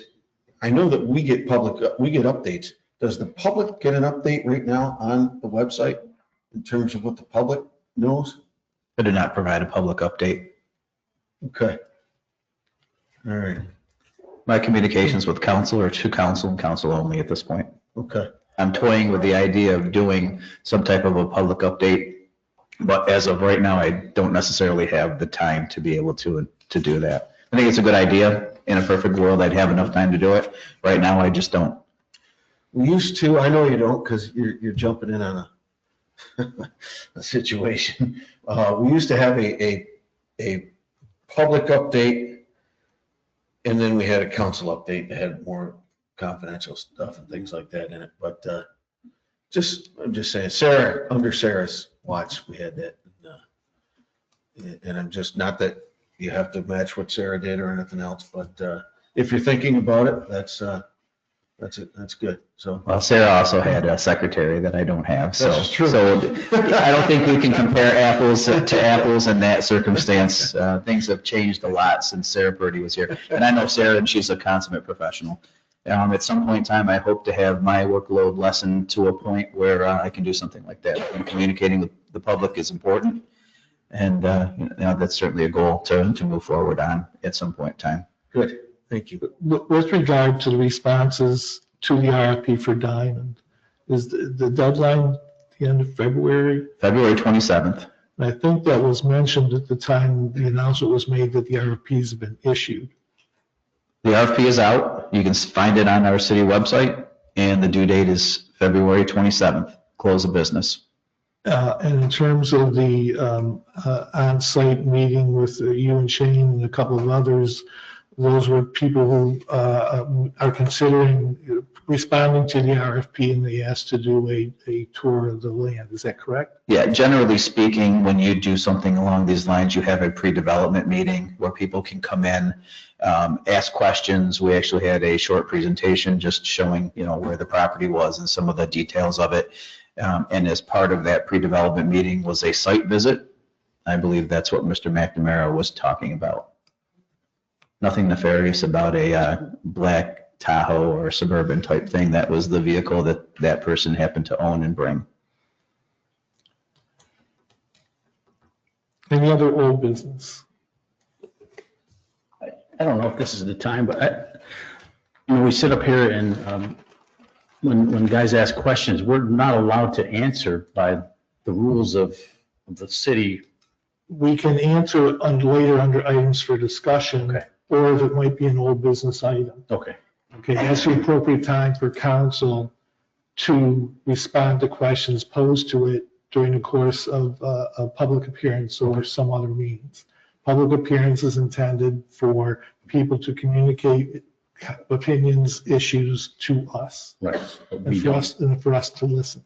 Right, gotcha. So when they come up and ask questions and then wait for an answer, we're actually not allowed to answer them. The protocol is that we wait until the proper time in the agenda, which is under, again, items for discussion or old business. It helps maintain order for the meeting. Right. Very good. Or sometimes maybe while we're conversing about a action item, it might answer their questions if they bring something up. Yes, if someone brings up a question, as Dan notes, about a bill we're going to be talking about, whatever, that would be an appropriate time to discuss that as well by council. We're not stonewalling anyway. That's just how it goes. Yeah, it's not our attempt not to answer. It's just there's an appropriate time in the meeting agenda for us to offer responses. So we're all learning that together then, because I had the same question, John. Thanks for Yeah. asking. Right. Thank you. The new guys. We're the new guys. The new guys. But Because I will say, I want to answer. sometimes when somebody calls me out, I'll answer. It's tempting. It's like, To mayor's dismay, but well, you feel bad. Somebody's Well, saying, why if aren't you somebody's gonna answering? call me out I'm on not allowed something, to. yeah. I'd answer you if I could. Well, it And doesn't, we- it's not fair to all if we don't answer everyone's question. We need to be consistent in that. It's all I'm part of the sorry. order. Okay. Okay, are you good, Counselor Stevenson? Yes, I just wanted to make sure that I was heard. It's not fair if we don't follow the order and we don't follow the decorum. It's not fair to citizens that some get answers and some don't. And it is understood that we will answer these questions if a councilor or the mayor brings it up under new business, old business, or where it is appropriate. And I think that we usually try to do that.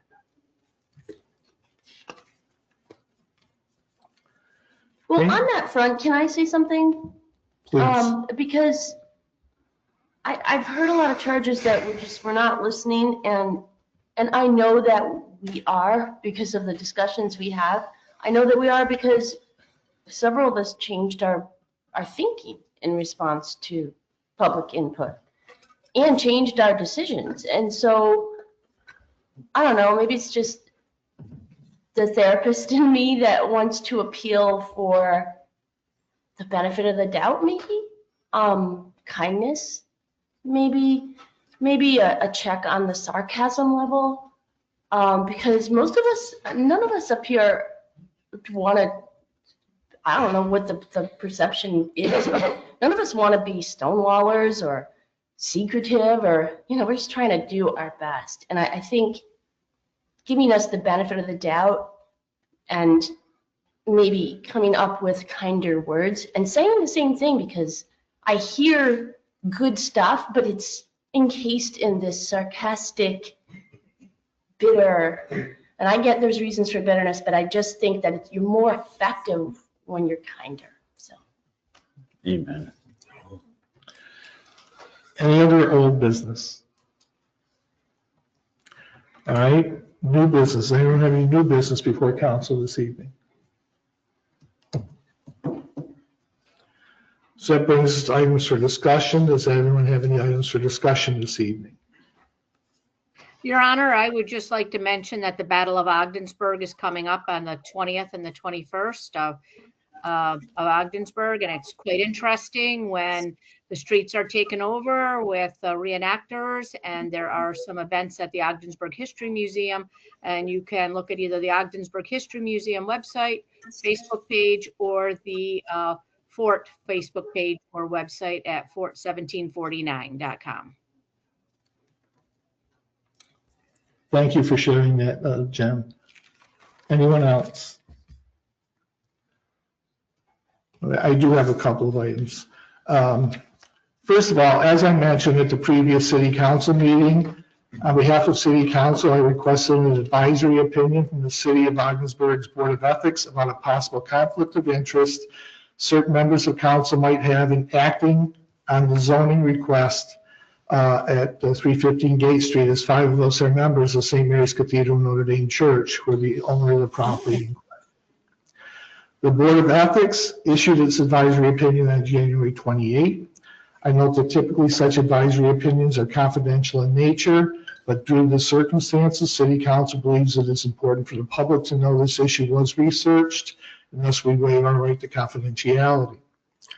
I will ask the city clerk to enter the advisory opinion as an attachment to the minutes for tonight's meeting. And while I choose not to read the entire opinion at this time, I will focus on its important points. All right, so taken from the advisory committee, advisory opinion from the Board of Ethics, January 28. New York State General Municipal Law, this gets in the weeds a little bit. New York State General Municipal Law, Article 18, Section 01, defines certain conflicts of interest, which is focused on, quote, an interest in contract. And Section 800 defines interest to mean having a direct or indirect pecuniary benefit from a particular municipal act. Section 802 sets forth exemptions to the said prohibition, one of which is membership in a voluntary non-for-profit. Section 803 directs that a municipal official discloses any potential interest in an actual or proposed contract. The City of Ogdensburg Code of Ethics defines interest as, quote, a direct or indirect financial and material benefit, but does not include any benefit arising from the provision or receipt of any services generally available to the residents or taxpayers of the municipality or an area of the municipality or a lawful class of such residents and taxpayers. Further, Section 27-6 prohibits a city official from taking official action in a manner requiring the exercise of discretion, quote, when he or she knows or has reason to know that the action could confer a direct or indirect financial or material benefit on himself or herself, a relative, or any private organization in which he or she is deemed to have an interest. However, Section 27-7 states that, quote, recusal and abstention shall not be required with respect to any matter which comes before the board when a majority of the board's total membership would otherwise be prohibited from acting, which is otherwise known as the rule of necessity. The rule of necessity is designed to prevent a board from being stopped from taking action. So given these regulations and requirements, and in light of the due diligence of the board in reviewing this matter, it is the unanimous opinion of the Board of Ethics that any members of City Council who may have a potential or what could be deemed as a conflict of interest shall disclose prior to voting said potential or what could be deemed as a conflict of interest, and that after doing so, all members of council may vote on the matter concerning the rezoning at 315 Gate Street. So that was the opinion from the Board of Ethics. Wanted this in the record because there is a possibility when the property owner does move toward a transaction to sell the building, that it's possible that the action may involve, possibly involve City Council action again.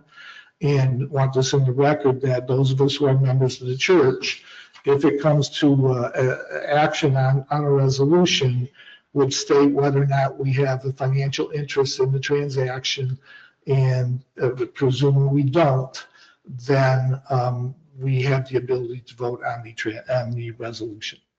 Otherwise, there would be no ability for the property owner to move the property. So I wanted that in the record for the public. All right. Next, a question was raised at the January 26th City Council meeting as to what direction City Council is trying to take the city. And I may have misinterpreted what that was intended to focus on, whether it was the immediate question with regards to the zoning issue. But some of the comments made to me were in a more broader view of what's happening in the city. So in responding to those comments, I referred the public to the publication issued in 2025 by City Manager Fonda Cronus, following input from City Council, department heads, and community leaders. This document is entitled Reimagining Ogdensburg, Thriving Community Initiative Focused on RISE Priorities. So it's this document here. It was published last year. It's available on the city's website.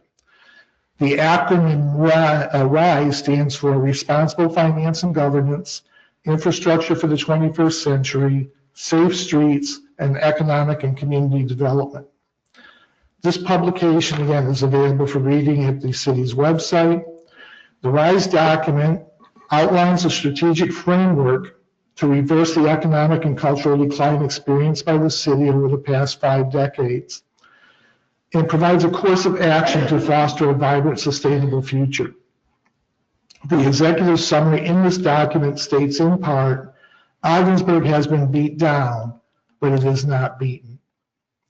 There's a lot of detail in the RISE publication, which I won't read tonight, but I encourage the community, again, to look at it. The last 4 pages details a timeline for action in each of the 4 RISE priorities. But beyond the RISE publication, positives experienced by the city of Ogdensburg over the past 2 years include reduction of the property tax levy in 2025 and 2026 with a goal of further lowering of this tax over the next 3 years. Reducing use of fund balance to move the city's budget to be truly balanced in the near future. I believe our city departments continue to provide professional services to our citizens. City Council, has been mentioned here this evening, states an update of the city's comprehensive plan is a high priority this year. New York State recognizes the value of investing in Ogdensburg, having awarded the city 4 grants totaling $10 million plus in funding the past 2 years. We've mentioned requests for proposals for development of the former Diamond National property are expected soon. An RFP for development of the former cheese plant at 30 Main Street is being prepared. and hopes are that later in 2026, an RFP will be issued for the development of the former Shea Boulevard property. Private development continues in the Marina District. Expectations are that an Ace Hardware store will open this year at the former Hackett's Hardware site. Dollar General's move into the city will generate additional sales tax revenue. Youth activities continue to be strongly supported by city government, local civic organizations such as Ogdensburg Kiwanis, and the outstanding educational and recreational programs offered at the Ogdensburg Boys and Girls Club. The Ogdensburg City School District continues to provide an excellent, well-rounded education to our children.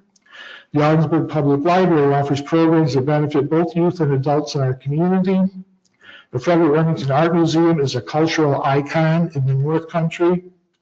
The Fort de la Presentación Association recently announced its plan to build a welcome and interpretive center museum to offer a year-round attraction for residents and visitors to our community. And the local emergency management service provided by the Ogdensburg Volunteer Rescue Squad, teaming with our city's fire department, continues to be an operation that other municipalities could use as a model for local EMS services. Now, granted, as has been mentioned to council in meetings previously, everything is not perfect in Ogdensburg. And as a community, we've continued to face many challenges in the days ahead. It will take time, perhaps years, for investments of time and resources expended now to bear fruit. We did not get to where we are now overnight. We will not overcome all our struggles in the next few months. But in addressing these challenges, city government will seek assistance from our community as outlined in the RISE document. So personally, I think I see the glass more than half full. I'm excited about the future transformation of the city of Ogdensburg into the thriving community imagined in the RISE publication, and I hope citizens will join me in such optimism. With that, I'll ask if there are any other items for discussion by council. Good. Okay, so that brings us to citizen participation. At this time, if anyone attending in person would like to address council, please come down to the podium and you will have 2 minutes. Hello again. I appreciate everyone's input on my style of questioning people when the bylaws say that, well, they ask you not to. So there's no, so no one's mistaken here. There's no law. It is perfectly okay for any of you to answer a question that somebody asks at the podium during their time to speak. There's nothing wrong with it. So that's your own personal decision. You don't have to decide as a group whether you're going to do that or not. And in the past, you yourself, Mayor, have answered people at the podium. You do it when you want to and when it's convenient for you or when it's not. That's fine.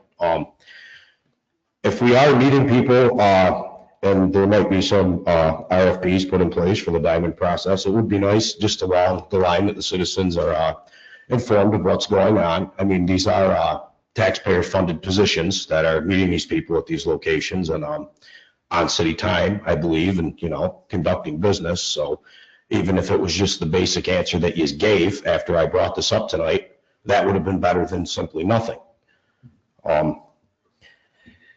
As far as the home business charge and the daycare providers and that, I would like people to look at the last meeting and look at Councilor Trim as she attended remotely and look at her facial expressions and the eye rolling and the looks of just sheer disgust on that woman's face when the citizens of Ogdensburg spoke.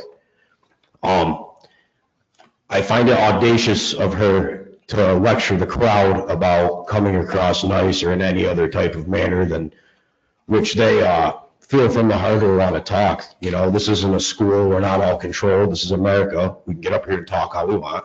And if you don't like it, you can kiss my ass. Thank you. Appreciate it.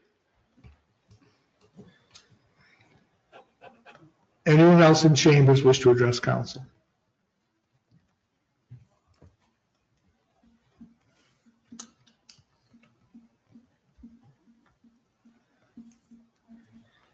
Things were brought forth tonight about if we have questions that we can ask to, as the city manager has said, to him. We have sent multiple emails to the council asking council questions. Do we ever get a response from any of you? No. So why would we go to the city manager when we need to be hearing it from you to be getting the information from them? Anytime we send you an email, Arlene sent an email, the last email that she sent, and the only person that responded back was Mr. Tebow. So you know what? We can sit here and talk all day long about issues within the city, problems. I've been here for 3 years now. And honestly, I can't get any answers. And many times the city manager said, I'll put that at the bottom of my pile. You know what? I've been there many times. I've gone to talk to the mayor. I think I address you guys pretty nicely most times that I'm up here. And all I want is some answers, and there's never any answers. So I'm hoping my answers come next week. Thank you. I can speak. Yes, please. You know, maybe I wasn't so kind the last meeting, and, well, like I said, that's our home. It's not a place in which you want to put next to yourself, or any of you. I mean, so yeah, did I speak from the heart? You bet your ass I did. And I don't apologize for it. Thank you. Anyone else in chambers? Now, if anyone attending remotely would like to address council, please use the raise hand feature. The city clerk will recognize and unmute one person at a time, and you will have 2 minutes. The first individual is registered as Penny Sharrow, and I will unmute that individual now. Can you hear me this time? Yes, we can hear you now. Yeah, they kept saying organizer muted me. I was like, you didn't want to talk to me. Okay, I've only got 2 minutes now, so I'll try to rush through this. I saw that you were voting on the approval of allocation of funds for the pool. Again, I have a lot of concerns about that. As you well know, I've spoken to just about everybody I possibly can on the situation. To begin with, the grant says renovation. It doesn't say new pool. So while you're trying to demolish the old one, other than the leak in it, I don't understand why you have to demolish it. All right. Having worked at the Run Your City Beach and Run Your Pool for a number of years, because you asked me, I didn't go looking for it. Okay. And I stepped up for the kids of the community as far as I'm concerned. And no one asked me one thing about it. Not one thing. 4 recreation directors I've worked with through running this pool. And no one asked my input on one thing. You're just going to go with the ideas of these engineers that are selling their things and trying to put money in their pocket, as far as I'm concerned. I don't know why it wouldn't be cheaper to find the leak and resurface that pool that we've got. The new one is going to give you a 1 foot less perimeter all the way around that pool. It's going to be smaller. All right. The sloped entry is a railing is required to begin with. It's an increase in construction and maintenance costs. It uses a lot of the space of the normal swimming area of the pool. It's to reduce swimming space for anything that's going on in there. The shallow area is very prone to cause more cleaning. There's possible drainage problems with these slope things. It may require extra, whatever those are. I don't know all the mechanics of it. I'm just telling you, all these fancy, pretty not practical designs for this pool are not going to help the situation. It's going to be a smaller pool, and it's not going to be as functional as it is right now. Your idea of using the school pool is substantially smaller, will not accommodate the people we have.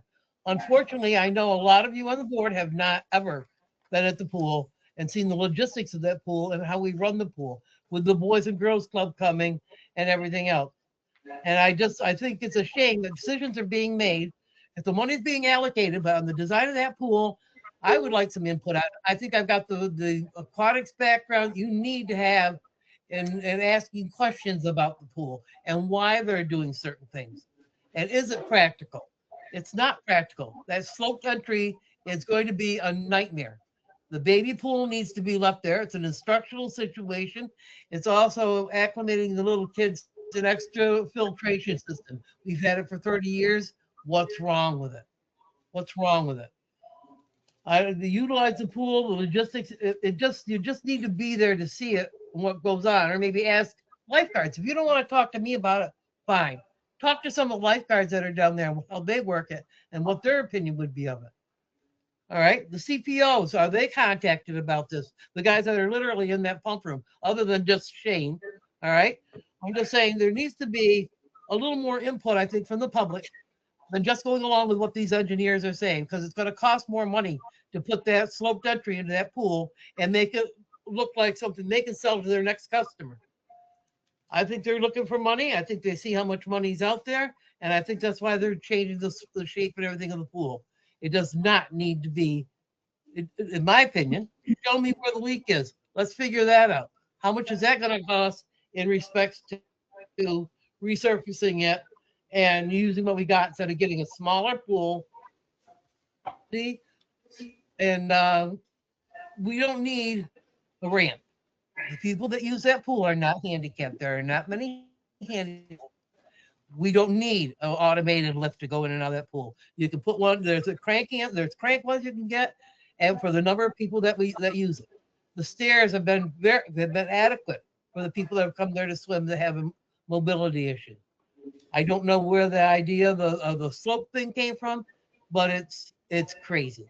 And plus, you may down the road have to, if you do this, you may have to provide a wheelchair for the accessibility into that pool, because it will be meant to push through the water and get a person into the pool, where the person's own wheelchair may not do that.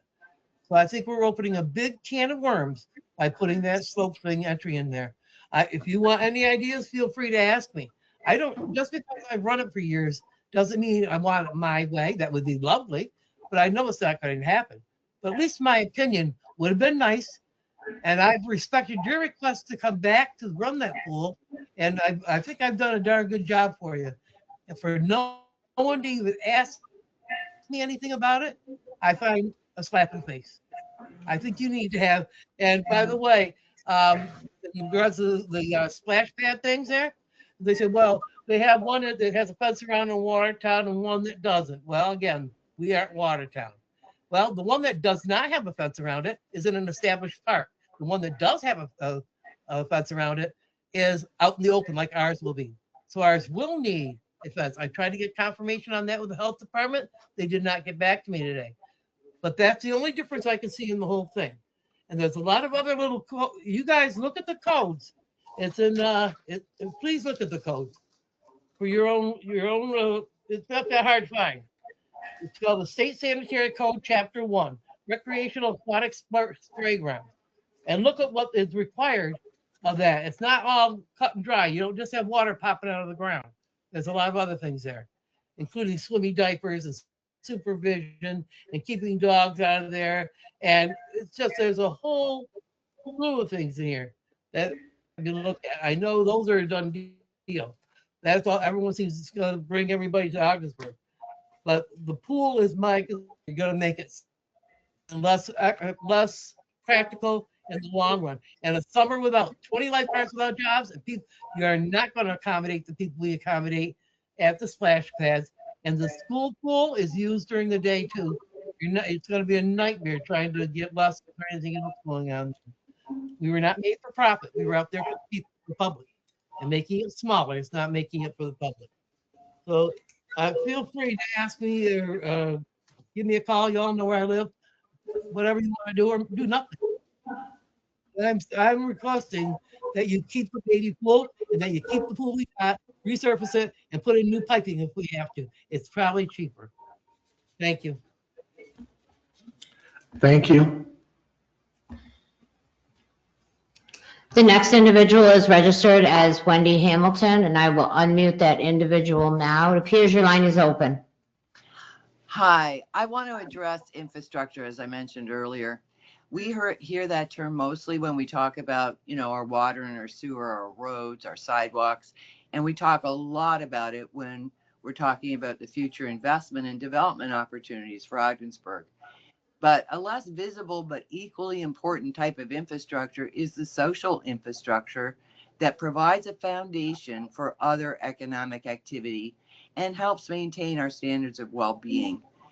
That's the policies, the resources, and services that ensure people can participate in productive social and economic activities. This includes social services, public education, healthcare. There is a misconception that providing housing for the unhoused will reduce property values and drive investment away from Ogdensburg. Investors, particularly those in the municipal bond market, increasingly analyze a community's approach to homelessness as part of their risk assessment and investment strategy. Homelessness is now recognized as a key social factor affecting a municipal's financial stability, creditworthiness, and long-term economic vitality. So visible, unmanaged homelessness can signal to investors that a municipality faces high costs for emergency services, police, and public health, which obviously strains our budgets. High rates of homelessness can be perceived as negatively impacting property values and discouraging business investment, which directly impacts the tax base that's crucial for bond repayment. Investors evaluate whether a municipality's policies, such as affordable housing development or homelessness services, effectively manage the problem or if the situation is deteriorating. Adopting a housing first policy offers us an evidence-based, cost-effective method to address homelessness by prioritizing permanent housing without preconditions. For us, this approach would reduce the burden on public emergency services and improve overall community well-being. This approach often means transitioning away from temporary, warming centers or high cost and treatment first models to a more sustainable system that would foster individual dignity and community resilience. These warming centers are just a temporary band-aid. The city has no financial resources to address this issue directly. We rely on others to solve the issues, but the city can aid those developers by having appropriate policies in place. Please educate yourselves. Research the success stories in other municipalities. Some of the benefits are that individuals with stable housing are far less likely to use emergency rooms, jails, police services. Some studies show that for every dollar invested in Housing First can yield $1.44 in savings. Housing First breaks the cycle of homelessness, jail, and emergency services. Proactively addressing homelessness reduces the presence of encampments and improves the safety of our public spaces. When implemented effectively, these programs can shift the community attitudes from frustration to support. One study shows that 75% to 91% of households remain housed after 1 year after being placed in Housing First programs. I would urge you to put aside your biases, look at the research, and start looking at how we can more effectively address this issue. We do have a developer who's ready to create this kind of housing. Why are we going to make it so difficult? Thank you. Thank you. Hold on.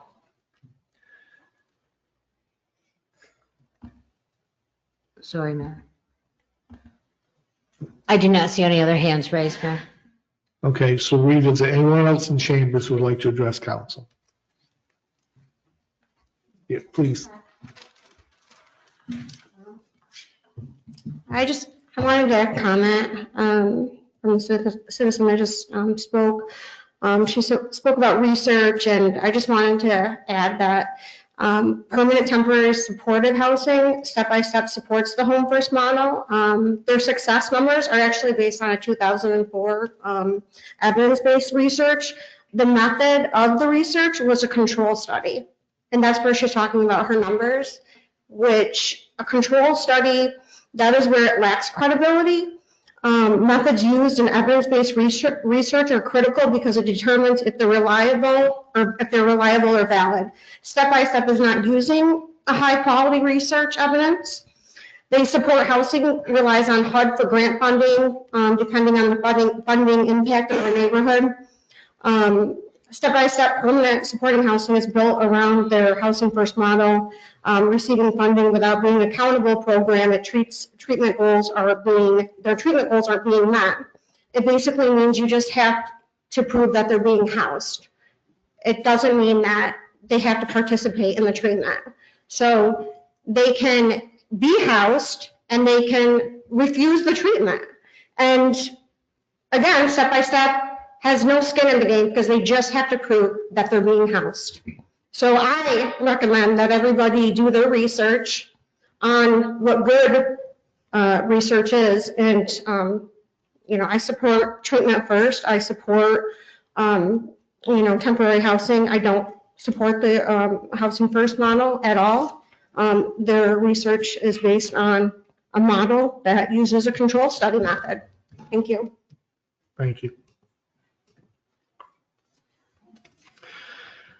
So at this point, I will introduce a resolution to adjourn to executive session. Whereas City Manager Fonda Cronis requests an executive session with members of the Augsburg City Council to discuss proposed pending or current litigation. And whereas New York State Open Meetings Law permits City Council to adjourn to executive session for such purpose, now therefore be it resolved that City Council adjourn to executive session to discuss proposed pending or current litigation. Be it further resolved that any action resulting from this executive session shall be taken in open session. I so move. Kathy, please call the roll. Mayor Tully, Yes. Counselor Sully, Yes. Counselor Powers, Yes. Counselor Scamperly, Yes. Counselor Stevenson, Yes. Counselor Tebow, Yes. Counselor Trim, Yes. approved.